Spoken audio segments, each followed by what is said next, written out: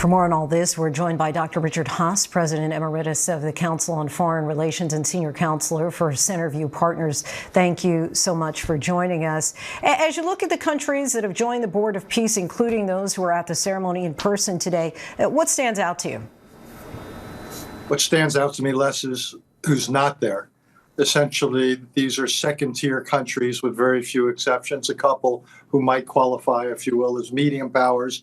The real question down the road is whether the United States can attract some of the major countries of Europe, some of the major countries of the Asia-Pacific area, who also happen to be, in many cases, our closest partners and allies.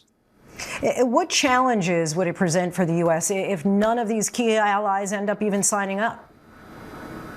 Well, then it raises questions of legitimacy, relevance, capacity, whether it's to some extent politicized. It might, if these countries don't join, it might highlight the gap between this new grouping and the United Nations. So I think it's important to get meaningful participation, again, both for reasons of legitimacy, but also capacity. Is there a concern that these allies not joining could indicate a changing relationship with the United States? I think there's more than a concern. I think it's very much a reflection. There's real questions about what the agenda is of the United States. Whether this is yet another sign that the United States opted out of the international system that's evolved over the last 80 years. For all its flaws, it's the only international system most of these countries know and sign on to. So, yeah, there's real concern about what is the agenda of the United States, what does it mean for the UN system, and just as important, what is going to be the principles? What is actually this new body, this new entity going to do? In your view, how realistic is it that this board could actually rival or even ultimately replace the UN?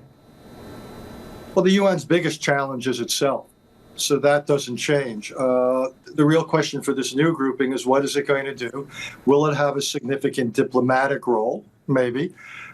Is it going to tackle some of the difficult problems associated with the aftermaths of war? The kind of thing we're seeing in Syria, in Libya, in Yemen. One day we hope to see in Ukraine, what we're obviously seeing in Gaza. Well, those are enormous challenges. Those are on the short list of the most difficult challenges out there in the world, these war-torn societies. And essentially, how do you put Humpty Dumpty back together again? Enormous undertakings.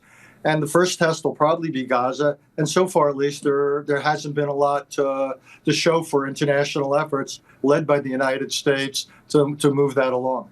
Richard Haass, thank you so much for joining us, as always. Really appreciate it. Thank you.